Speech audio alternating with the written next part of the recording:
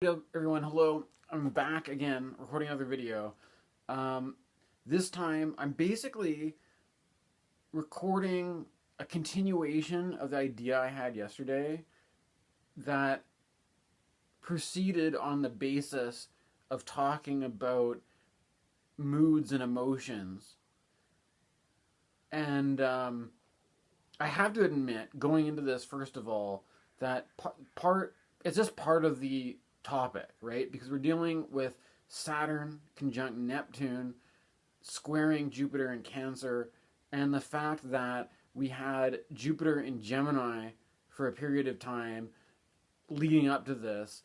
And what I was mainly going for in my last video was talking about how Gemini as an air sign is related more to conversation and dialogue and it's like, I feel like it really goes for the sort of like kind of peak of the podcast era, and how, for example, with the election of Donald Trump is a Gemini, and Donald Trump somehow capitalized on things like the Joe Rogan, like doing this podcast on Joe Rogan that was a lot more successful than like as a like Kamala Harris or something like that going up wouldn't be able to do the same kind of.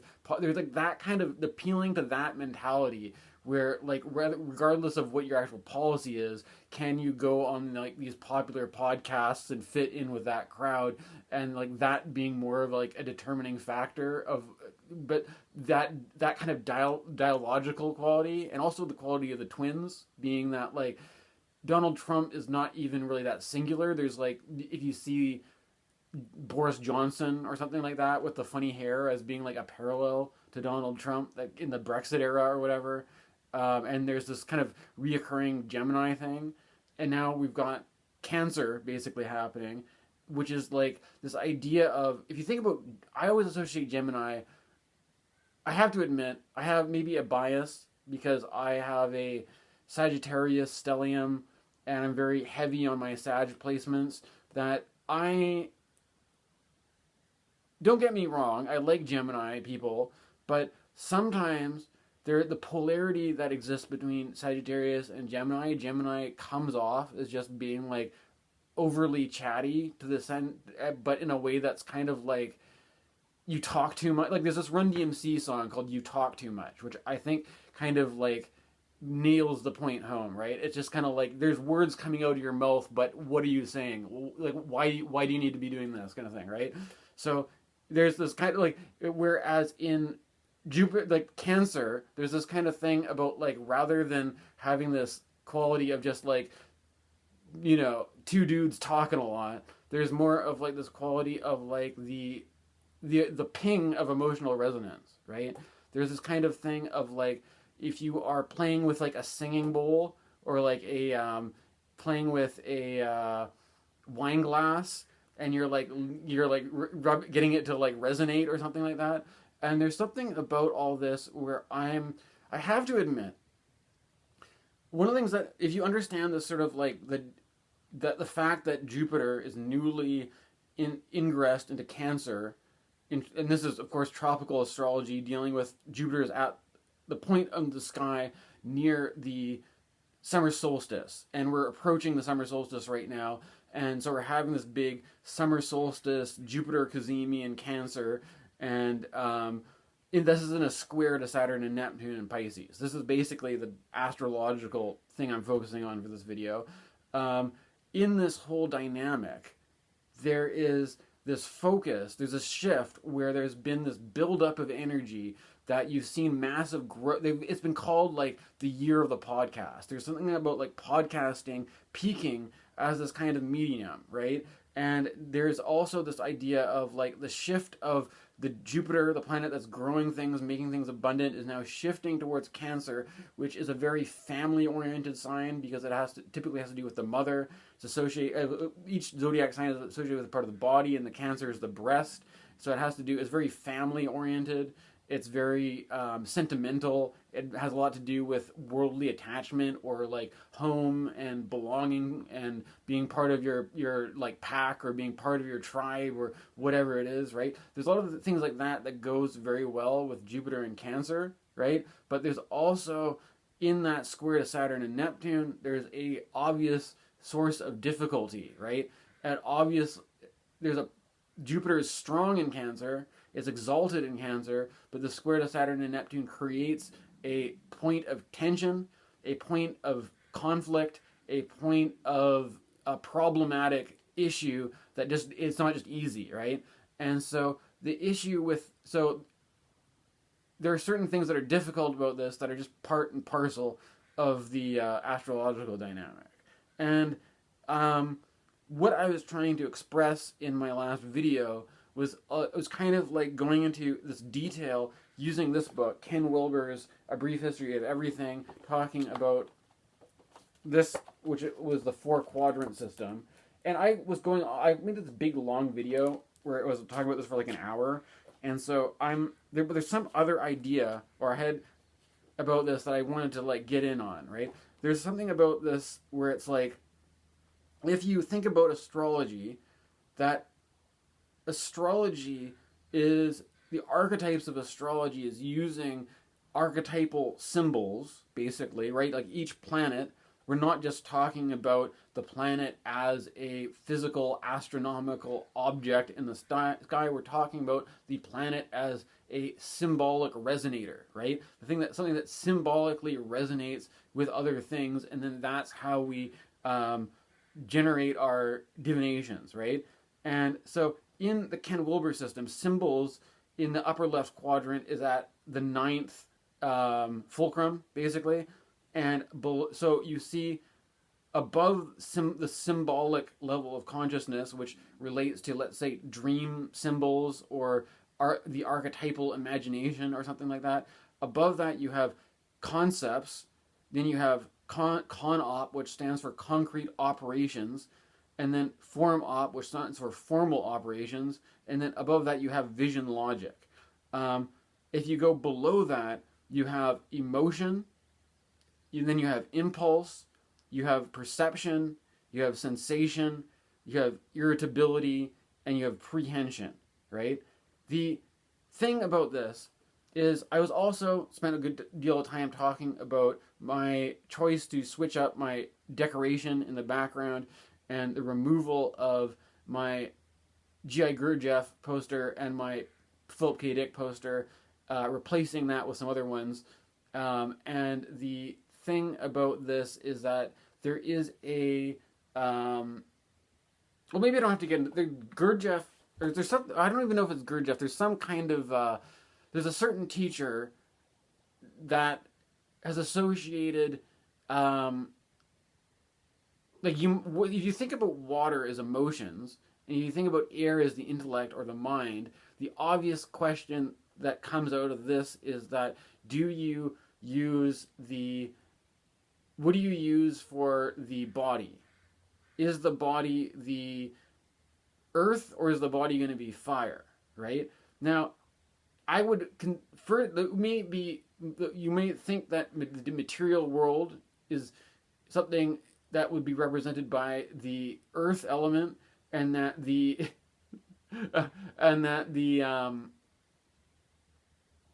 the other one would be like the fire element because fire rises. But there's a certain esoteric teacher named E.J. Gold, where I got this from, that apparently it's the other way around, where you've got fire at the bottom and then you've got earth at the top, right?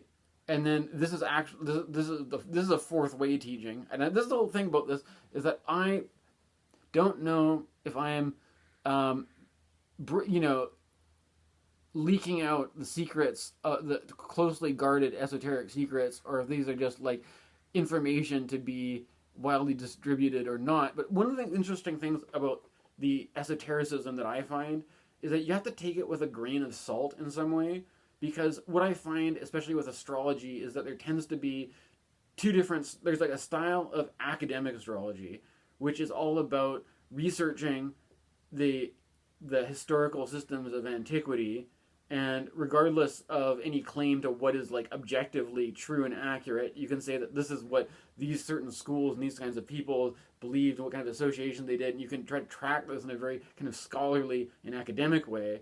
But what I find is often when it comes to esotericism, there can be people who are involved in their own kind of inner contemplative practice, and they'll come up with things that are like their own associations.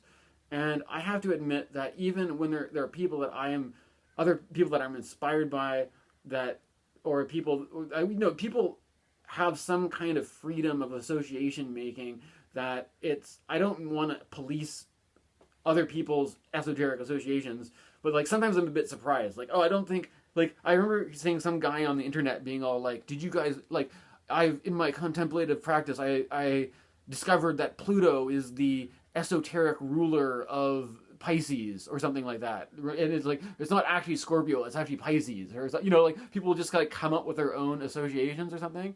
I don't know. That's not what I'm trying to do. But the point is, anyways, at least it's more clear to use water for emotions, but there's this kind of idea that we live in a world where what the standard for the reality that we live in is not some sort of magical symbolical universe, but a rational materialist secular society, basically, right? And so for this reason, the whole idea of like Jungian archetypes, dream interpretation, symbols like tarot and stuff like that. There's something about all this which is judged as being kind of like childish or immature or emotional, or like having to do more with intuition and emotion and like vibes, I guess you could say, than the having a rational approach to things, right? And what I'm kind of thinking about in terms of Jupiter's ingress into Cancer is that Jupiter has it's like this kind of thing where like you go as far as you can go with this sort of like rational, dialectical, conversational approach, and then you hit this new point where it's more about the vibe shift, right? It's more about vibes, it's more about intuition. And I have to admit that when it comes to the thing about being somebody who's made this choice to just persist in producing astrology videos, or that this is the position, if I'm going to make stuff that I put on the internet, that I've just kind of like decided that this is the position that I'm going to work from. There's something about all this where when it comes to the kind of content that I like to watch, what I'm noticing is that it's not that I don't like to watch astrology content, but because I've basically trained myself to be able to like do this myself, it's sort of like the problem about watching other people's content is it turns into this thing. I remember this Krishnamurti, the spiritual teacher who the Theosophists chose to lead their be the one who guides their future New Age movement, and he turned them down, kind of thing. Krishnamurti who was treated in a special way, chosen as a child or whatever, right? There's this kind of idea of the gulf that exists between you and other people, and this kind of sense of like Krishnamurti was in this one clip, he was saying like, don't get into this habit of comparing yourself to other people, right? And that like everybody is obviously unique and an individual and has their own thing going on, but like there's like, if I'm spend a lot of time watching other astrologers, it's like even when it's good, I don't want to just be doing it so I can compare myself to some other, like I want to, I can look at the damn chart and do most of the stuff. I can do this myself, and it just becomes redundant watching other people's videos. But I'm still kind of interested. I don't know. I'm still interested in that sense, right? What I'm trying to say though is like for that reason, I have this kind of motivation to watch more, or like interest in things that have no relation to astrology whatsoever, and it's actually led me to listen to a variety of different stuff, which I also think goes well with Jupiter and Gemini, because one thing about Gemini is like the sort of element of multiplicity and variety, and like a diverse range of influences. But I realize that there's something about astrology that it's something like feels like this very niche thing because not everybody believes in it, or not everybody likes it, or there could be certain prejudices or things about it that makes it contentious. But nonetheless, this is I don't know. I'm just thinking about this. And there's a certain podcast that I've been watching called the Doom Scroll, and there's this thing about like they're talking like the guy made, I don't know, I think he is obviously kind of being cynical about like not knowing anything about astrology or whatever, but there was this kind of like criticism with like the age of Aquarius, or like left wingers who are too like intuitive or too like into vibes or whatever. And for me personally, it's something that like I'm occupying a certain kind of periphery on the scene of astrology, because admittedly, when I was, for most of my life, I was only had a very, like, it's like the kind of thing where you're very casual about it. Like I might open and read the astrology column, kind of like in a curious way, but I don't know if I take it seriously or something. But there's like some kind of, it basically had to do with, you know, a phase in my life where had a mental health issue, went a bit crazy, but in that thing, it felt like my intuitive, sensitive capacity was just like opening up, maybe even to a degree that was uncomfortable for me. But there's something about like I would been numbed out to all this sort of like more sensitive, intuitive awareness, and I realized I was just kind of like an idiot, like up until that point, right? And that there's something about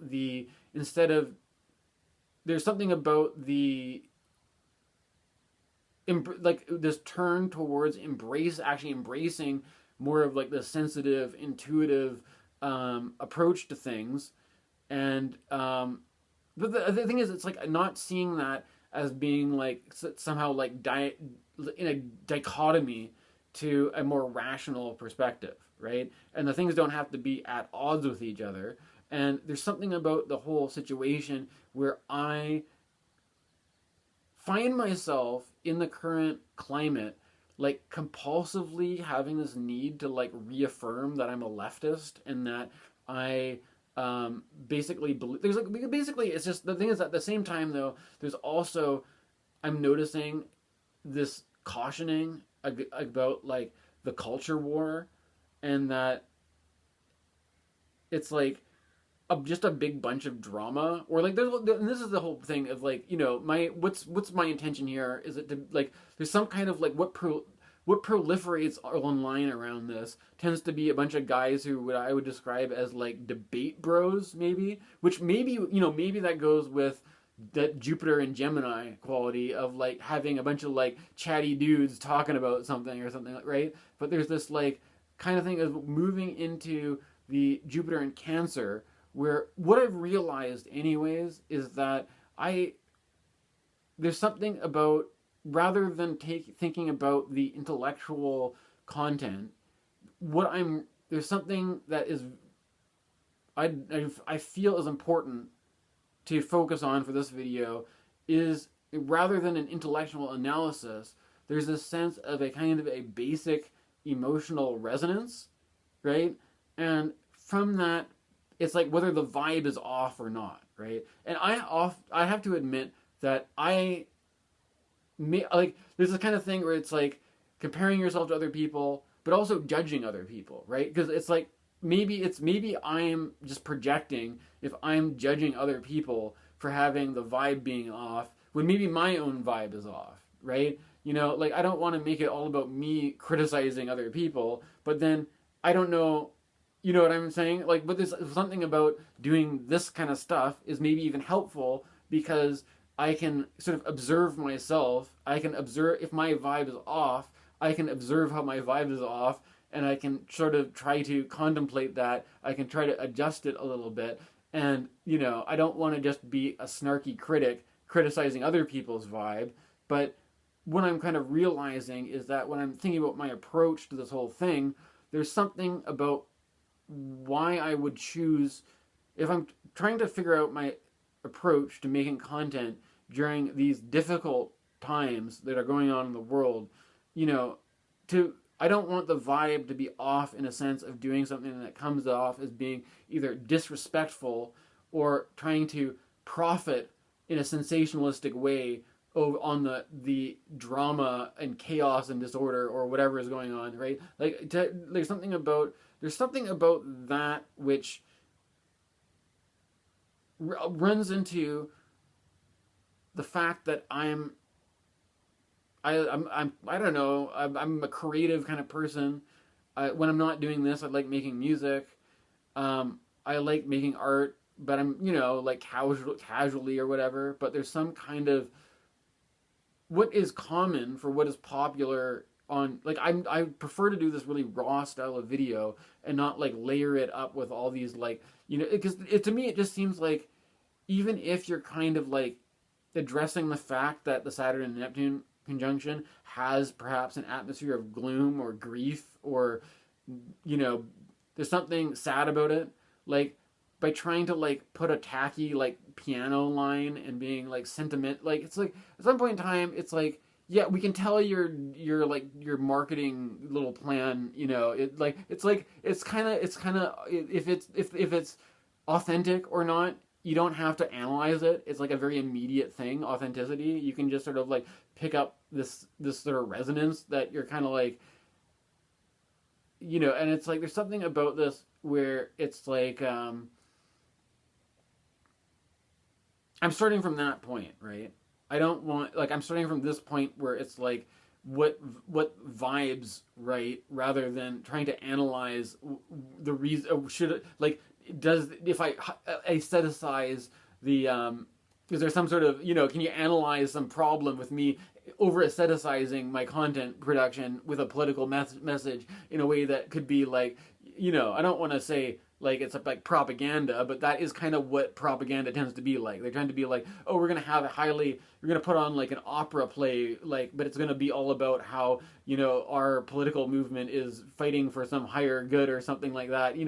It's like there's those kinds of problems, right? But there's there's this basic, there's the whole issue about there's this kind of thing where I'm approaching it obviously from this more of this intuitive level, or like the whole point of doing astrology or tarot or anything like that is sort of be more approaching things from a more intuitive level rather than a more rationalistic level, right? And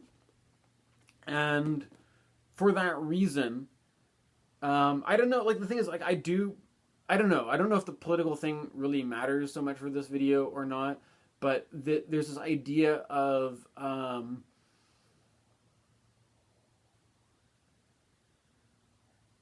there's some other thing I guess I could tell you about. I didn't want to put it at the very beginning of the video because I didn't want to put people off, but what I realized is that when I recorded yesterday, that for one thing it was Father's Day, and I started recording the video without that really being, like, I would just notice that I woke up more moody than usual, and I wasn't really making the association that the fact that it was the Father's Day was the cause of my mood.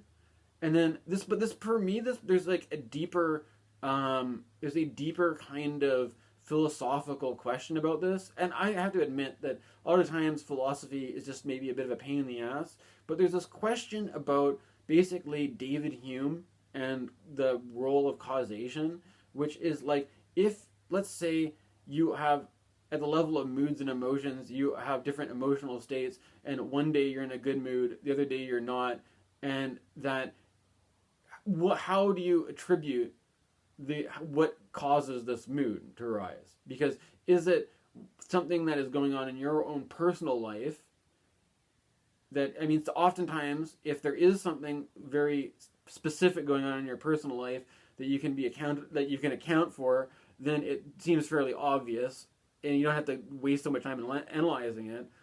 But the thing is, with the David Hume perspective, there's no the idea is that when we say that we have this sensation that we feel as a mood or an emotion or something like that, and then we say we perform this thing where we generate an idea that says, oh, this emotion reminds me of this thing, so this thing must be the thing that is causing this mood and emotion to arise, right?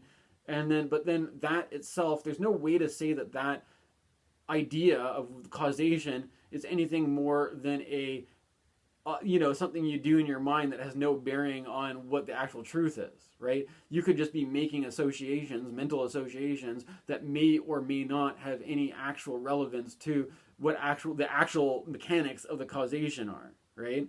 But I think that, in the sense that if you deal with it in a way where it's like, you could say that, is the causation of my mood and emotion for something either my personal life, or is it maybe, am I responding to the things that are in the news, or is it like you could approach it from a dietary perspective. Is my nutrition okay? How am I eating? What's my gut health like? You could approach it from, am I getting enough exercise?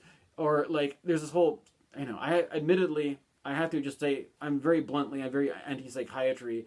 I don't personally give much credit to the whole like chemical imbalance thing, but you could just say, oh, wait a minute, there's nothing wrong with my personal life, there's nothing wrong with the situation, I just have, my chemicals are off, and so I just have to take a pill to make my chemicals better, and that will address the problem at this precognitive material level. And the thing is that having that, the problem about, like, there's this kind of idea of what left-wingers tend to be like. And left-wingers tend to be rational materialists who are like, if you are depressed, if you have some kind of problem with your moods and emotion, you just take a drug that makes that better and it addresses for you at the material level. And that you can, if you want to, you can have counseling and you can talk to somebody about it. But at the end of the day, you're just coming up with stories, little personal narratives that may or may not have any bearing on what is actually going on, right? However, with all this in mind, when I was recording that video, I just kind of like forgot that it was Father's Day, right? And that apparently my mom at some point in time was saying like, oh, your sister is really moody today. She's in a bad mood and she might not want to eat dinner with us. Just giving you a heads up.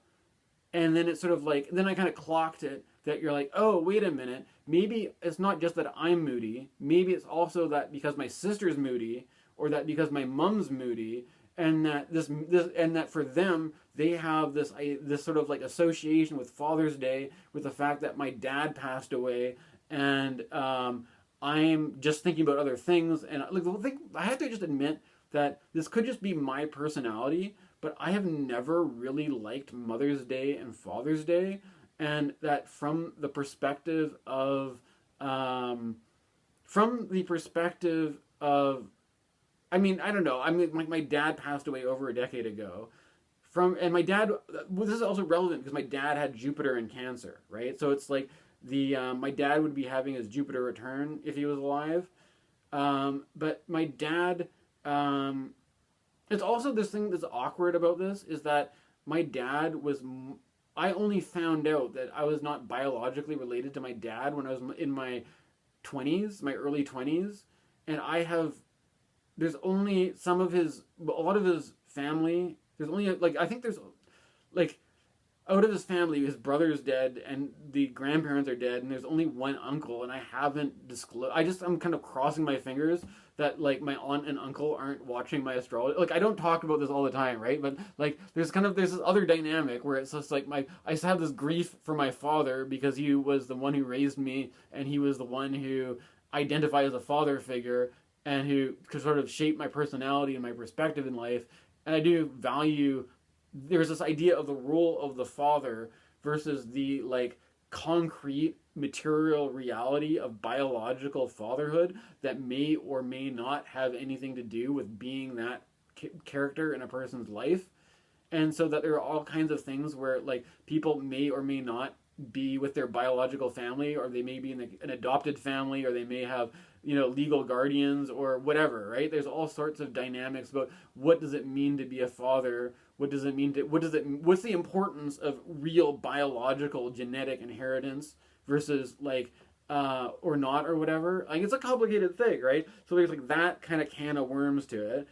And then there's the there's this whole thing about like I'm just, and there's that, and with him being passed away, there's this issue around like, well, I'm just saying that from my perspective, I don't like Father's Day and Mother's Day because when I think about my deceased father, it's like I'm reminded of him for his birthday, the anniversary of his death, and then isn't that enough?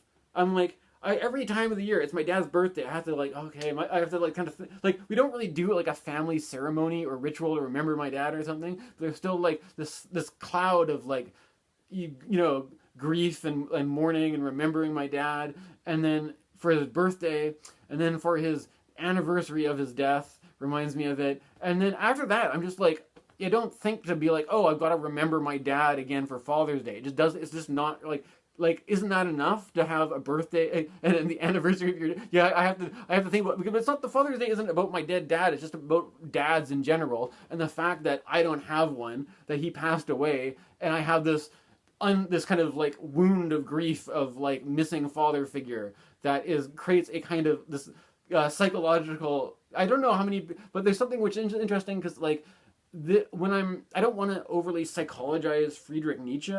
But like Friedrich Nietzsche had his father pass away. You know, like a lot of Friedrich Nietzsche's psychology in his writing is influenced by the fact of having like this missing father figure, and the archetype of the missing father being like the archetype of the missing religion, or the hollowed out religion, or the hollowed out you know, ability to create meaning in life. Like there used to be this whole structure of meaning making, and like Nietzsche comes in staring into the abyss, right? Staring into the abyss of what is empty, where there used to be something that created meaning, now there isn't. And this sort of like the heroic demand of like existentialism to make meaning for yourself, right? If that's how you choose to approach the problem, right?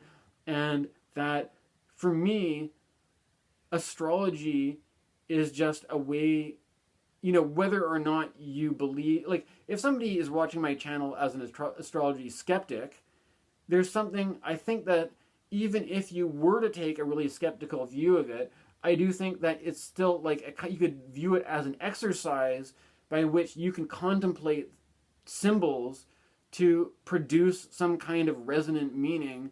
And for me, this helps to fill this kind of existential void that exists, right? That in this sort of society that we live in, right? And for me, this kind of like, it's not, you could talk about this in a very conceptual way, or I could just talk about this in the this brutal, can you imagine this feeling of waking up with this terrible grief? And then it's like, is the terrible grief these tragic events that are happening in the media, these tragic events around the war?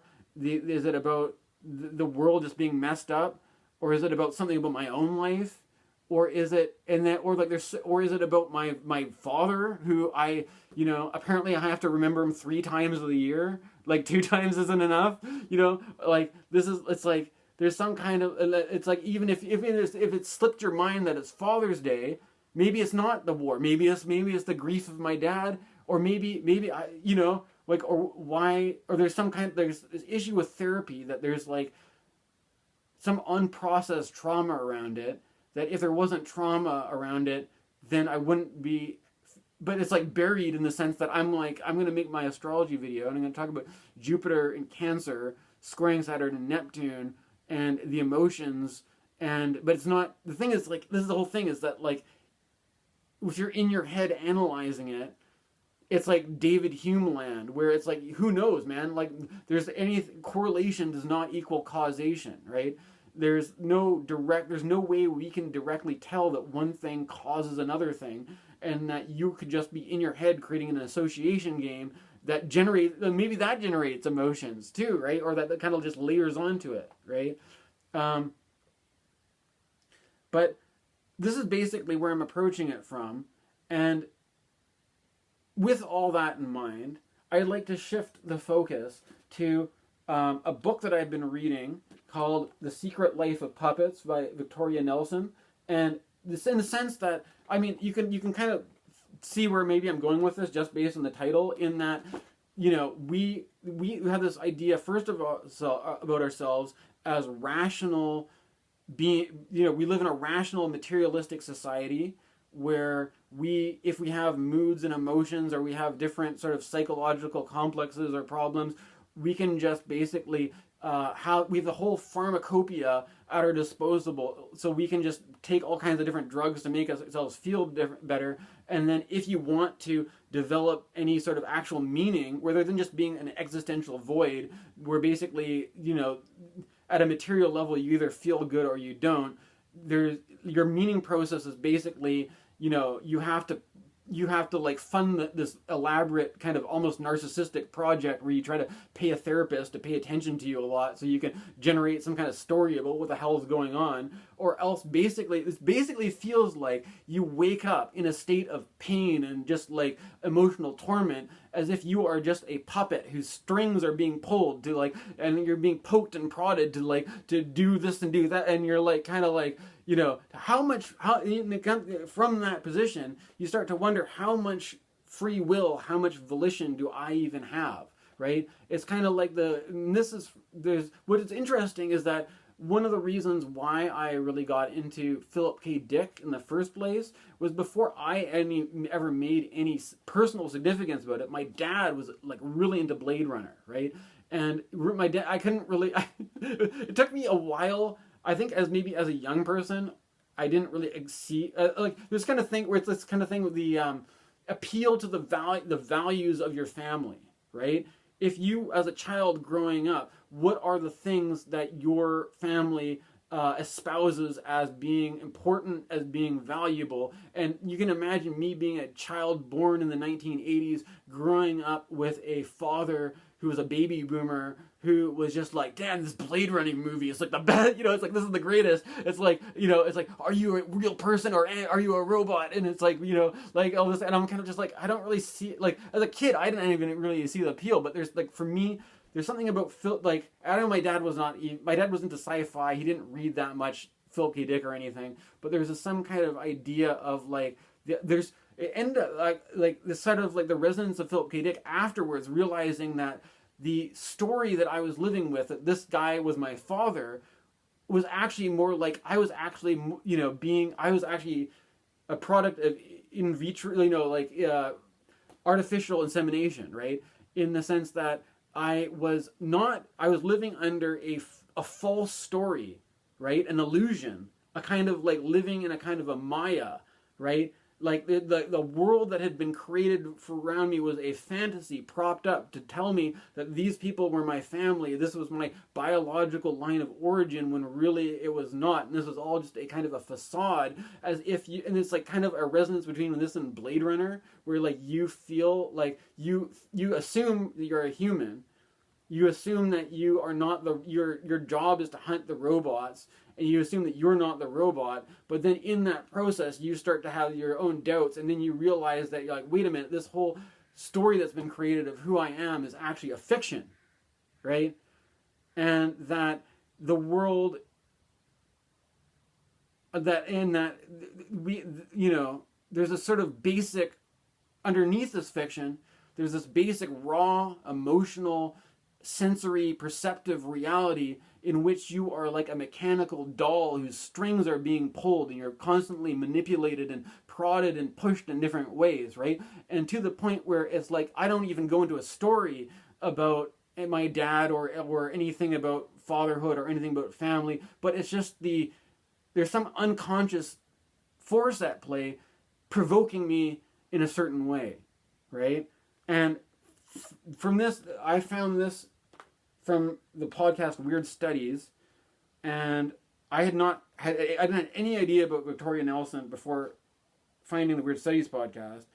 And one of the things about Weird Studies is that they have there's this whole thing that comes out of this book called Neo-Expressionism, and I'm going to read you now something about this, where they're talking about Neo-Expressionism.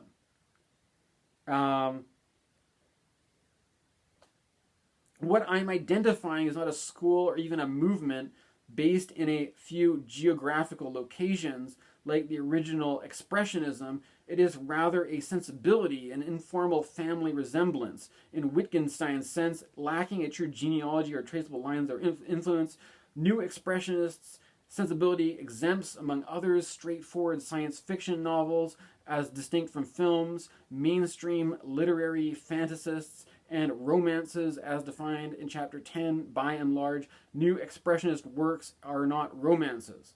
Consciously, or most often unconsciously, the New Expressionism revives the system of a living cosmos in which all things in this world exist in a hierarchy of interconnections with one another and with a timeless, invisible other world. In his study of Goethe's obsession with alchemy, Ronald Gray once tried to describe from an episteme perspective the timeless attraction of the Neoplatonic worldview for a certain type of writer. For all their illogicality, and perhaps in part because of it, alchemy and occultism, as distinct from pure mysticism, exert a curiously strong influence on imaginative writers. The reason for this fascination is to be found in the alchemist's preoccupation with processes deep down in the mind. At some time in the past, one feels these must have been examined and described in some detail by men who felt that the knowledge thus acquired could be handled on only in a symbolical form. Beneath this cloak, however, the lore of the unconscious could be communicated in great complexity and in a garb not unsuited to the subject. That was a quote from Roland Gray. And then Victoria Nelson is going on to say, substitute the old word transcendent for its 20th century counterpart unconscious, or better, combine the two, and you have the central preoccupation of the New Expressionist sensibility. Here are some of the defining features of New Expressionism in no particular order. The inner is made visible in the outer. The features of the physical world provide a vocabulary for subjective expression. If you want to know what a character is feeling, look at the landscape instead of her face. When Bess Lear-like screams out her grief on the cliffs and Lars von Trier's Breaking the Waves, the crashing waves give us a synchronous picture of her grief that is pure pathetic fallacy. In a far more aggressively concretized projection, the main character of Will Self's novel My Idea of Fun is able to impose his subjective thoughts on the environment. As with the old Expressionism, the logic of the New Expressionism is the logic of dreams. A metaphysical dimension is present.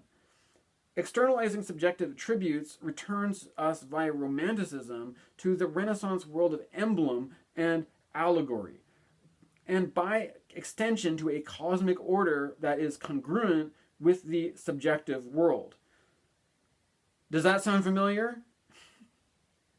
The feature that most significantly distinguishes the New Expressionism from its early 20th century forebears is that not just the inner, but the transcendental is made visible in the physical landscape. See the playwright Craig Lucas's amazing film Reckless, in which we find ourselves marooned with Mia Farrow inside a bubble of another person's dream. Only at the end of this strange story do we briefly glimpse the one minor character who, Krishna-like, has imagined all its wild and unlikely events. See also the brilliant exchange of souls among the puppeteer and his cohorts in Being John Malkovich, directed by Spike Jonze and written by Charlie Kaufman. The supernatural is no longer only the grotesque, marking the important shift in our culture towards a broader acceptance of the transcendental. It dares to not be of the devil, though in its high art manifestations, no other deity as a rule is provided. See the infamous ringing bell scene in Breaking the Waves. A high art edifice is constructed on a low art foundation. Genre is a launching pad, not a container. This is the important distinction. The best new expressionists do not engage in the repetition compulsion of formula narrative either within or across stories. Von Trier, for example, does not obsessively retell a single primary story the way Lovecraft does, nor does he follow the narrow plot road of the comic books. Neither in their own way do the Coen brothers. Most of the films fall into one category or another. These deliberate cracks in the facade of genre are precisely what let the light in. As we will see in Chapter 12, noir elements of New Expressionist works are often literally extinguished by the sun. Extreme melodrama does not alienate us. Extreme action is essential for deep identification with the main character. I don't know if I have to go through all of these. Cliché is likewise deliberate, non-ironic, and serves a higher purpose as allegory. I don't think I have to read it all out, but you get the idea, right? What I wanted to focus on, though, was that my approach in doing things with this Ken Wilber way feels very like, showing off the graph. Like people love graphs and diagrams and things like that. They look like, you can stick it on a graph. It looks like you must know what you're talking about. But there's something about this whole thing where if you think about the idea of depth psychology, right? And that most people are situated in their minds, identified with their thoughts, in this certain level of awareness.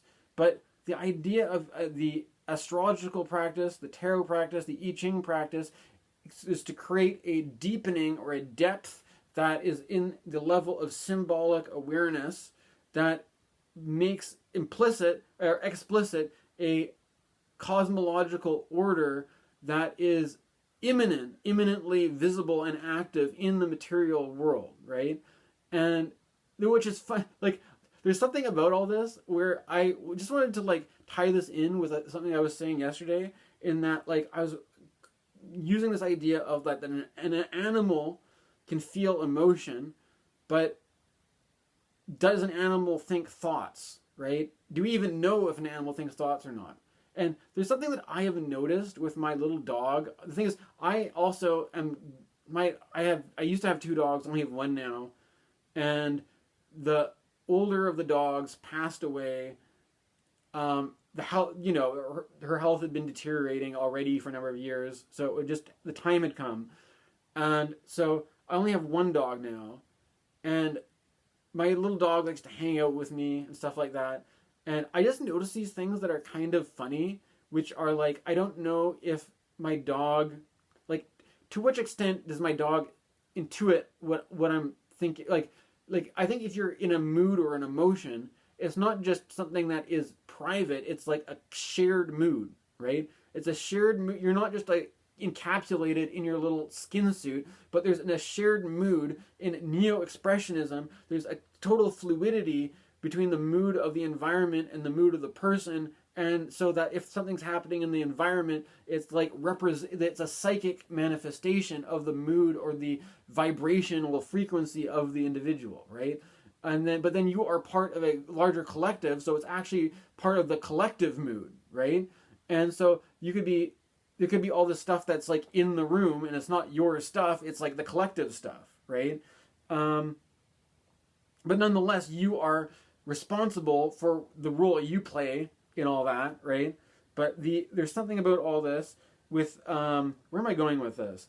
Something about my little dog. I have this thing where it's my dog will often be in the room with me, and I will be reading a book or something, or I'll be writing in my journal, and I'll be thinking about stuff, and then I'll have this impulse to read. Maybe I'll be sitting there and I'll be you know what? I haven't read. I'm slowly working through a bunch of different books at a time. The thing about this book is that some of the chapters were originally written just as articles or essays that were could be read as one-offs. So in that way, that kind of writing, I don't feel I need to read the whole book in one go. I can split it off into different pieces and do it bit by bit at different periods of time, right? So sometimes I'll just be oh, I haven't read that book in a while. Maybe I'll have an impulse to reach for a certain book, right? And then there's this kind of thing where I'm sitting in my room and I have, of course, Friedrich Nietzsche's The Gay Science here. And it was this really funny because I had this like one day where I'm just like, yeah, I haven't read Friedrich Nietzsche's The Gay Science in a while, and like I pick it up, and my dog on the ground is like, like my dog. I don't know. It's like if I could read into this in the being completely specific, the specificity of the image, that I'm not just reaching for any book, that I'm reaching for Friedrich Nietzsche. And it's like this timing of this groan, like my dog is like letting out this sigh or this groan, like, oh my god, Dan, lay off with the fucking Nietzsche, take me for another walk or something, let's go outside in the sunshine, don't just fucking be moody reading Nietzsche all day, like as if my dog is like intuiting the vibe around Nietzsche, or the vibe of reaching the intuitive resonance. Like, if you are sitting around and you're like, what am I going to do right now? Like, how am I going to spend my day? And you know what? I'm going to reach for the Nietzsche. My dog's like, oh, god damn, like, what are you doing? Like, but there's something I'm actually getting a lot out of the Nietzsche, despite the fact that I think my dog doesn't like me reading Nietzsche, or that I don't know how to explain it. You know what I'm trying to say? Like, there's this intuitive resonance with Nietzsche that's kind of off-putting, or there's an intuitive resonance with a lot of things that might be kind of off-putting. And there's something about the thing about, like, I'm just kind of exploring what interests me, and I don't know what the funniest thing is that, like, even things that you vibe with, there may be what the Lacanians call a jouissance, right? Like, there's like the pain and pleasure and all this kind of stuff, right? So I don't know. There's something about okay, anyways, similar to that, I had this funny thing yesterday after recording this video of, like, I don't know, maybe it's a bad omen if you have crows calling at you really loudly or something, but there's some kind of thing where I was doing a lot of gardening this spring, and then I had this sort of, like, but it was like a wave, right? It was like that, the wave of me being really into gardening crested and stopped, but it timed up with this sort of, like, expressionistic thing of me gardening and having this crow hanging out in my backyard cawing at me in a way that's kind of like the crow's telling me to fuck off, and it's like, I'm gardening, isn't this supposed to be a good thing to do? But the crow doesn't like it, I don't know why. And so I'm sitting, instead of gardening for self-care, to get exercise, to get fresh air, there's a sort of expressionistic thing of me gardening in the garden, and the crow, and so I'm like, instead of just sitting there having a cup of tea, and I'm pretty sure it's the same crow that's there. And what's funny is that, like, it's Father's Day, and it's funny because it's also, I had this sort of thought of, like, the fact that it's not just the grief of my dad, who's been passed away for, like, over a decade, but also the grief of my dog that was actually my dad's dog that I'd been taking care of, and always, like, the dog always reminded me of my dad, so I always kind of felt funny about the dog and stuff like this. And there's something about this sort of, like, the idea of the grief being not just my own grief, but my family's grief, and also because my dad did a lot of landscaping work, building, like, a shed. There's all this stuff, and a deck, and all this stuff, like, the whole backyard is all the stuff that my dad built, so that the backyard reminds me of my dad, and there's a sort of, like, inherent story to my life, there's an inherent story to what I'm doing here that exists, before I go into a story about it, right? Before I decide to create a narrative and tell people and write something or think a thought, I could be completely unconscious of the fact that it's Father's Day, and yet there's this resonance of grief, and the crow, a symbol of death, who's hanging out there, and I'm just feeling this bad mood. And what was funny about it is that the crow wasn't cawing at me in an aggressive way, but it was just funny because the crow was making all these noises that seemed to, like, complement or go with whatever my internal process seemed to correspond to this crow making funny noises, right? But, like, sometimes it was also funny that I mentioned Weird Studies, and I mentioned that I found this book from Weird Studies, and there's something about I haven't really been following. It's like, I feel like this kind of thing where I decided to become a Patreon supporter of this podcast, because it's like, out of all the people who produce content, there's something about them, those two guys, and the work they do that appeals to my sensibility, that feels like, yes, I feel good about giving these specific dudes my money, right? I don't know if this is of my own, my own just taste or my own bias, but I'm like, I feel good that these are the one, like, that rather than these guys having to do ad spots, I can give them some money or something like that, right? But that gives me the sense that for some reason, when you're paying for something, I feel like I'm under some obligation. And I'm like, oh, I better listen to it. I haven't been keeping up very well, or like, and I haven't been like as participating in the scene, right? And there's something about like, I don't know, like the thing is, it's like I vibe with this stuff because I don't know. It's not like the things that you vibe with have to do with like gothic horror and stuff like that. You're like, wait a minute, maybe I don't want to vibe with gothic horror. Maybe I don't, because I don't want to vibe with this really spooky, mysterious stuff, right? But there's like I have this strange, I'm like fascinated and interested in those areas, even if it's just I don't know. There's something about it, the spooky. As a kid, I watched X-Files a lot. What can I say? There's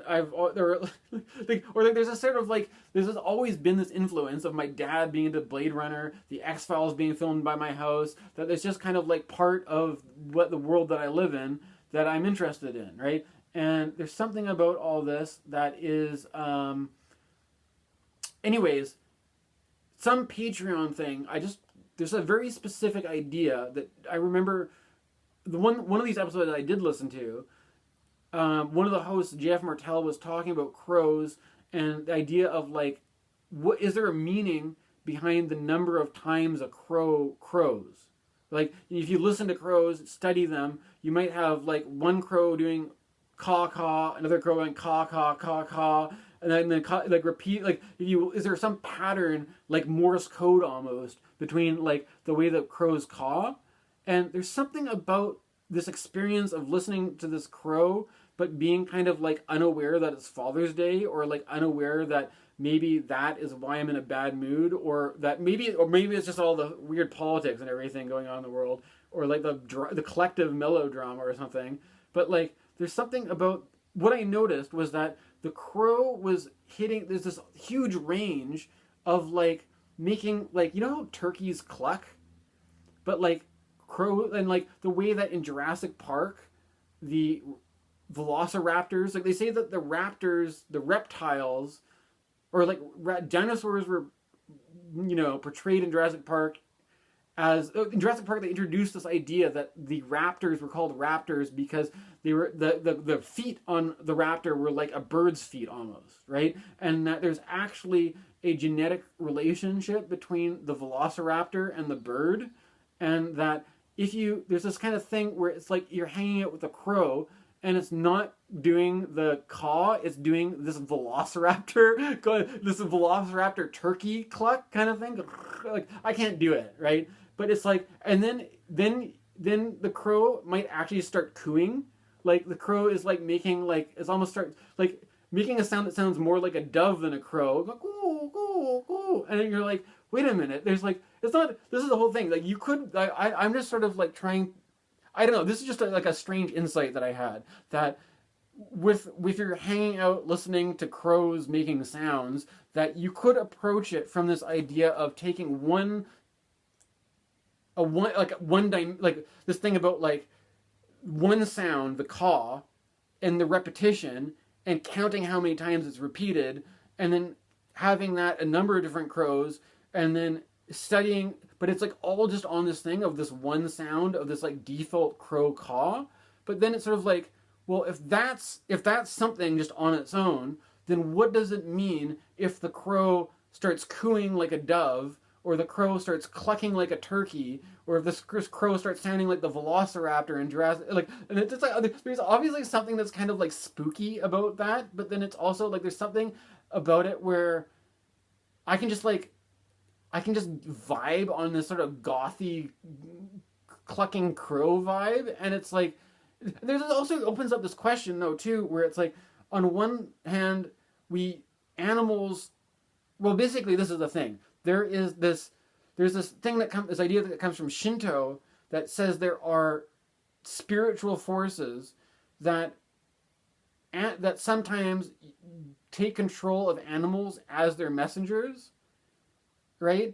And the idea that there's a sort of hierarchical, transcendent order that is imminently visible in the manifestation, but there's no way to actually objectively tell people about this. But the thing is that, like, I basically have this whole philosophy built up around how to basically explain this, but I live in a world where I basically feel socially isolated on one hand, but I've learned not to talk to anybody about any of this, because it's like people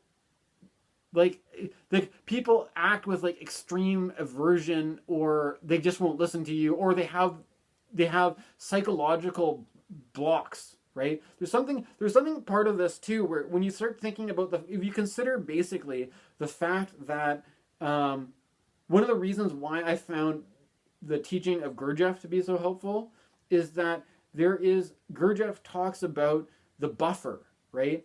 And that what happens is that people have built up a subjectivity that exists on identifications that happen with thought process that happen at this cognitive level of awareness.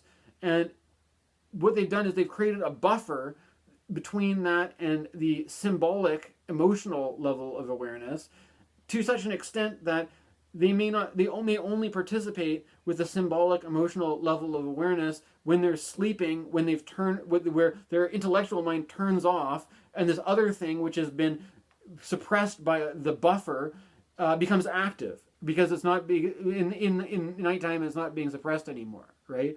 And the thing about this is that this is just one buffer, that there's beneath that symbolic level awareness, there are more and more deeper and deeper and deeper levels of awareness that we don't have access to, and that we live in a kind of, to exist in this world is to have this whole spectrum of consciousness reduced to the most like petty and mundane and trivial bullshit, because people have but it's because they have such a narrow tunnel vision of what reality is, right? And I have basically just accepted the fact that this is the case, and why I choose to stubbornly persist with making astrology videos is that this at least gives me an ability to express this perspective, put it out there online, and then maybe I can find other people who share this perspective, or that this makes sense with, and that I can feel like I'm not just crazy, and isolated, and that I'm just like going nuts because like I'm just frustrated that nobody fucking gets it, right? But I don't know. Maybe it doesn't have to be that frustrating. It feels like that though, right? Or I don't know. There's something about this. The world feels fundamentally alienating and isolating in such a way that like I don't understand. To me, it seems pretty easy to just like listen to some podcasts, read some books, like think about like, and then see and like, oh, this is the way the world works. But it's like this is actually a fringe idea that is not the worldview, the standard worldview of the society we live in. And because of that, I have to live as a freak and an outcast at odds with the society that I live in, basically. And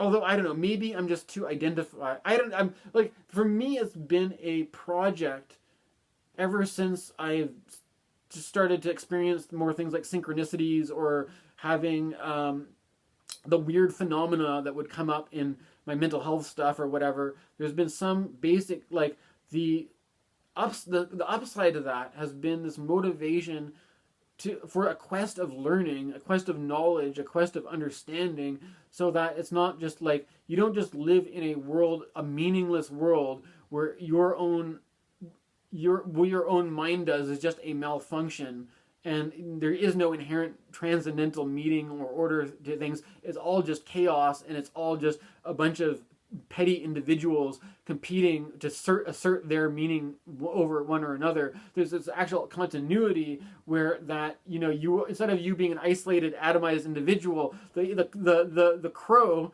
who weirdly the crow seems to understand you, right? The crow seems to like cluck along like a turkey to what you're vibing with, right?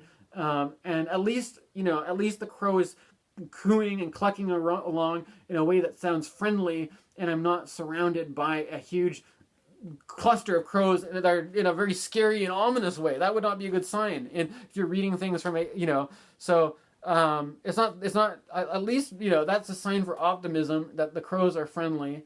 I'm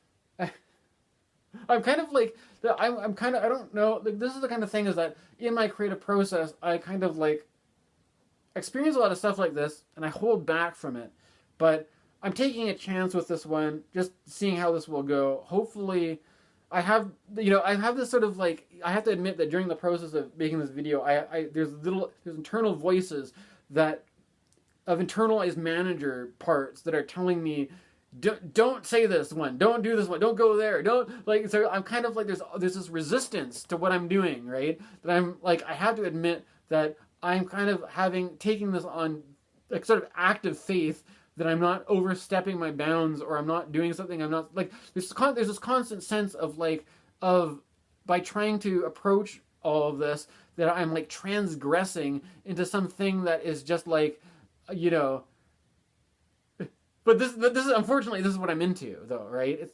So I have to, like, I'm trying, I don't know, I'm just doing my best with it, and hopefully I'm not just being self-indulgent. Hopefully somebody gets something out of this, somebody appreciates it, and can see what I'm trying to do with talking about approaching it from the level of vibes and intuition rather than just a strictly rational perspective.